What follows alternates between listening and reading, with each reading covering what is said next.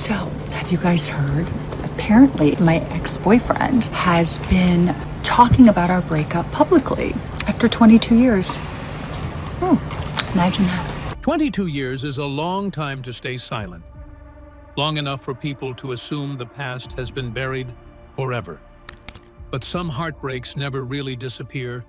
They just wait for the right moment to come back. For years, Giuliana Rancic let one of the most humiliating chapters of her life remain untold while Jerry O'Connell moved on. But now, after Jerry O'Connell unexpectedly reopened old wounds, Giuliana says his memory is a little fuzzy, and she's finally ready to tell what really happened. What she reveals exposes a side of their breakup that stayed hidden for more than 2 decades. The confession that reopened everything. On July 19, 2026, Jerry O'Connell walked into SiriusXM's New York City Fishbowl studio and sat across from Kelly Ripa for her podcast, Let's Talk Off Camera. The episode was recorded in front of a live audience, and it was supposed to be light and promotional. But Kelly Ripa had clearly done her homework, and she came prepared to take Jerry somewhere he had been avoiding for over 2 decades. When she brought up the name Giuliana Rancic, the energy in the room changed immediately. And for the first time since this story became public back in 2015, Jerry O'Connell did not run from it. He told Ripa and the audience, "Let me take this moment to apologize to Giuliana Rancic. I'm not kidding about being a terrible boyfriend. I was the worst. I wasn't the worst boyfriend. I was just a bad boyfriend. I was just not a great boyfriend." Think about that for a second. Even in the middle of what is supposed to be an honest confession, the man could not commit to a single version of how bad he actually was. He went from the worst to not the worst to just bad to just not great, all in the span of 1 sentence. That is what a confession looks like when someone is still negotiating with their own guilt 22 years later. But what made this podcast appearance so different from anything Jerry had said before was not just the apology. It was the fact that he confirmed the one detail that had followed Giuliana for over a decade: the intercom breakup. He told Kelly Ripa that he did break up with Giuliana through his building's intercom system. He admitted that another woman was inside his condominium when Giuliana showed up unannounced.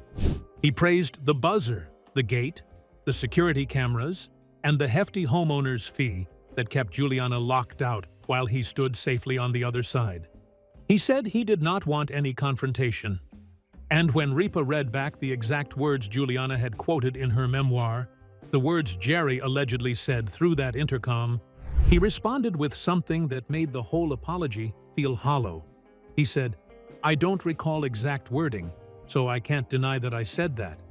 It doesn't sound like something I would say, but again, if I was writing a memoir, it made for a good quote." Then he applauded Giuliana for using colorful dialogue and called her a smart girl. You do not get to apologize to someone and then grade their retelling of the pain you caused them in the same breath. That is not remorse. That is performance, and millions of people heard it. But this time, Giuliana heard it too, and she was not going to let Jerry O'Connell control the narrative for a second time. Giuliana finally speaks out. 4 days later, on July 23, 2026, Giuliana Rancic posted a video to her Instagram from a boat. She was on vacation. She was holding a pink cocktail garnished with pineapple. She was not crying. She was not angry. She was not reading from a prepared statement. She was smiling, sipping her drink, and looking directly into the camera with the kind of calm that only comes from 22 years of processing what someone did to you. And that composure alone said more than any tearful interview ever could. She told her more than 2 million followers, "Have you guys heard? Apparently my ex-boyfriend has been talking about our breakup publicly after 22 years. Imagine that." Then she took a sip and added, "And it seems that his memory is just a little fuzzy." Those 7 words did more damage to Jerry O'Connell's version of events than an entire press tour could have. Because Giuliana was not denying his story, she was not yelling, she was not calling names. She was calmly telling the world that the man who just went on national radio to apologize and explain himself did not even get his own memory right. She revealed that her inbox had been flooded with requests for comment from People magazine, Entertainment Weekly, Page 6, and several other outlets. She said she could have given them 2 polite sentences and wished Jerry all the best. But Giuliana chose a different route. She announced that she would be addressing everything in a 40-minute episode of her podcast with her husband, Bill Rancic. And if that was not enough, she looked into the camera and extended a direct invitation. "Jerry, you are so invited," she said. "We'd love to have you." The caption on the post read, "Hey Jerry, care to join us?" Now think about the power dynamics at play in that moment. This is a woman who was once dumped through an intercom by a man who would not even open his front door for her. And 22 years later, she is the one holding the microphone. She is the one extending the invitation. And she is the one deciding when and how this story gets told. As of right now, Jerry O'Connell has not publicly responded to the invitation. And that silence is telling everyone everything they need to know. Because the story of how this all started is even more painful than how it ended. The W Hotel and the woman he turned into a headline. It began in early 2003 at the W Hotel in San Diego. Giuliana Rancic, as she was known before marrying Bill Rancic, was building her career. She was sharp, ambitious, and known for the kind of fearless energy that made her a natural on camera.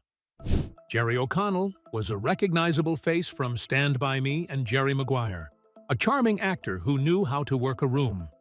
When they met that night, there was an immediate connection, and within weeks, they became one of Hollywood's most visible couples.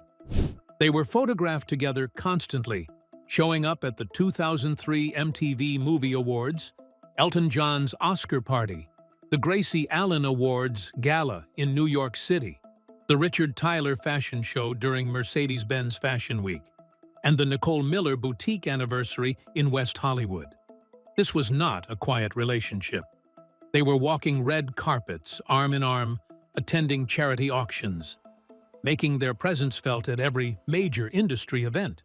And if you were following celebrity culture in 2003, you knew their names as a pair. In her 2015 memoir, Going Off Script, Giuliana compared O'Connell to Jekyll and Hyde.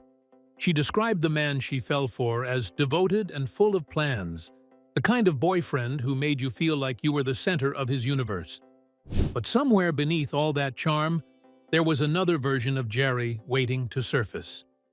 Their relationship lasted roughly 1 year, from early 2003 to 2004, and the emotional damage from those 12 months left scars that Giuliana carried all the way to the pages of a best-selling book. And the first crack in everything did not come from a fight or a disagreement. It came from a betrayal with a woman that Giuliana felt was an insult to her intelligence. One of the lesser spices. Giuliana discovered that Jerry had been cheating on her with Jerry Halliwell, the former Ginger Spice of the Spice Girls. And when she confronted him about it, his response was so emotionally flat that it actually made things worse. According to her memoir, Jerry told her, "Yeah, I know, I'm so sorry. I don't know what happened." That was the entire apology. No emotion, no panic, no attempt to explain himself beyond 6 generic words that could have come from a customer service script. Giuliana later wrote that he delivered the confession with as much emotion as the customer service representative who tells you your bags missed the flight. That line became one of the most referenced quotes from the entire book. And if you have ever been cheated on, you know that the first reaction is never rational. It is physical. Your chest tightens, your hands go cold, and your brain starts running through every moment you missed, every late-night excuse you accepted, every time you told yourself you were overthinking things. But what truly got under Giuliana's skin was not the cheating itself. It was who he cheated with. She wrote in going off script that she could not believe she was being two-timed for one of the lesser Spices. Not Victoria Beckham, not Mel B, not even Sporty Spice. Ginger Spice. The phrasing was savage, and it was clearly written by a woman who was still furious years after the fact. You can feel the sting in every syllable. It was not just about the infidelity. It was about the indignity of being replaced by someone she felt did not even measure up. And yet, despite all of that, Giuliana took him back. She forgave him, and they tried again. According to her account, they even started talking about marriage. Jerry came back with apologies and promises, and Giuliana, like so many women who have already invested emotionally in a relationship, believed that the worst was behind them. There is something deeply human about that. The need to believe that a person can change, that the pain you already endured was the price of admission, and that the good part is still coming. But the good part never came, and the second betrayal was somehow even more public and more cruel than the first, because this time, Giuliana watched it happen in real time at a party where she was supposed to feel celebrated, the night she was replaced in a crowded room. In 2004, Maxim magazine released its annual Hot 100 list, and Giuliana Rancic was ranked number 94. Rebecca Romijn, the X-Men actress and supermodel who had recently separated from her husband John Stamos after 6 years of marriage, was ranked number 7. Both women attended the Maxim Hot 100 party, and so did Jerry O'Connell. And what happened at that party is the kind of moment that rewires the way a person thinks about trust for the rest of their life. According to Giuliana's memoir, Jerry wandered away from her during the event. At first, she did not think anything of it, because networking at industry parties was normal. But as the night went on, she realized he was not circulating the room. He was stationed in the VIP section with Rebecca Romijn. Giuliana wrote that she had no idea he was in the VIP area, talking up Rebecca, as a prelude to feeling up Rebecca. The language she chose was surgical. She did not soften it. She did not give him the benefit of the doubt. She described exactly what she believed happened in the most visceral terms available to her. After the Maxim party, Jerry left for Las Vegas, and then he simply stopped returning Giuliana's phone calls. No breakup conversation, no text, no explanation, no closure of any kind. Days turned into a week. The man who had been discussing marriage with her just weeks earlier had gone completely silent. If you have ever been on the receiving end of that kind of emotional withdrawal, you know the damage it does. It is not just about the relationship ending. It is about the way the silence makes you question your own judgment, your own worth, and everything you thought you understood about the person you loved. Giuliana was not the type to accept silence as an answer. She drove to Jerry's condominium to demand a conversation face-to-face. And what happened next became one of the most talked-about breakup stories in celebrity history. The intercom and the words that echoed for 22 years. Giuliana arrived at Jerry O'Connell's condominium building, walked up to the entrance, and pressed the intercom buzzer. She was there for a conversation. She was there for an explanation, or, at the very least, for the basic dignity of being told to her face that things were over. But Jerry did not come downstairs. He did not open the door. He did not invite her up. According to her memoir, his voice came through the intercom speaker, and what he said was, "Nope, sorry, homegirl. Things change, but you take care, okay?" A full year of red carpets and public appearances and forgiveness and marriage conversations reduced to a few cold words through a metal box on a concrete wall. That is the kind of moment that does not just end a relationship. It reshapes the way a person views intimacy for years to come. On Kelly Ripa's podcast in 2026, Jerry confirmed the intercom breakup and revealed for the first time that another woman was inside his condominium when Giuliana arrived. He said, "Thank goodness, buzzer, gate, security. I paid a pretty hefty homeowner's fee for these things, cameras and everything." He said he told Giuliana that she could not come up because she had arrived unannounced, and he emphasized that nobody had a key, as though that detail proved the relationship was never serious enough to warrant a face-to-face ending. When Kelly Ripa pressed him on whether the woman inside was Jerry Halliwell or Rebecca Romine, Jerry refused to answer. He played coy about whether he and Giuliana had even been exclusive, claiming their relationship was already in trouble by that point. He treated the most painful moment of another person's life like a timeline technicality. And when Ripa read back the exact quote from the memoir, Jerry's response was not to deny it, not to feel embarrassed by it, but to applaud it. He praised Giuliana's colorful dialogue as though she had written fiction, not a first-hand account of her own heartbreak. That distinction matters. When someone retells the worst moment of their life and the person responsible calls it good writing, they are telling you they never absorbed the weight of what they did. Where silence ended and power shifted. After the breakup, Jerry did not vanish from Giuliana's orbit. They both frequented the same Equinox gym in Los Angeles, and according to his own account on the podcast, Jerry made a deliberate choice every time they crossed paths.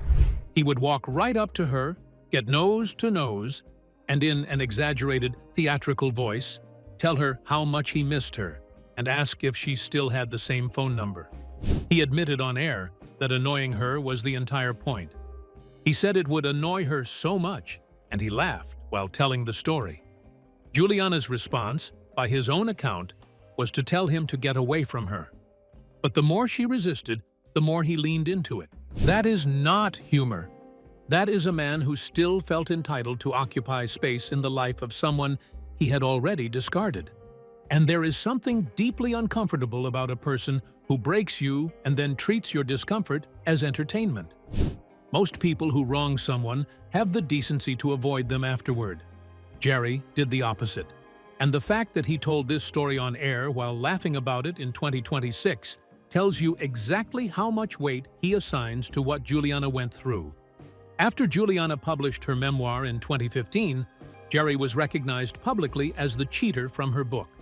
He said he was even called out by a corner store employee who connected the dots.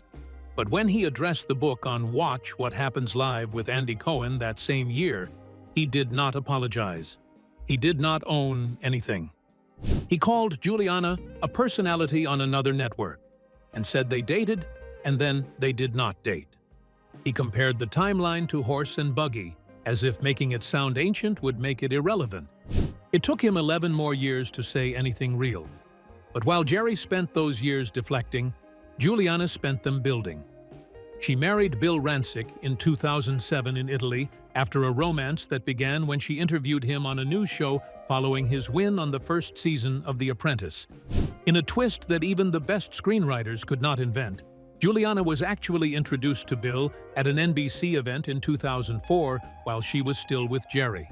And according to one account, it was her own then-boyfriend who made the introduction. She and Bill went through fertility struggles together, survived a breast cancer diagnosis, starred in their own reality show on the Style Network, and welcomed their son Duke via surrogate in 2012. And in May of 2026, just weeks before Jerry sat down with Kelly Ripa and reopened the wound, Giuliana and Bill launched their own podcast through iHeart Podcasts. So when Jerry's confession hit the airwaves, Giuliana was not caught off guard. She was sitting on a yacht, sipping a cocktail, watching the internet react to a story she had already lived through, processed, and turned into a best-selling chapter. And instead of scrambling for a publicist, she pulled out her camera and told the world that the man who just spent an hour on national radio apologizing and explaining himself could not even get his own version of events straight. Share your thoughts in the comments and tell us whether you think Jerry will ever accept that invitation.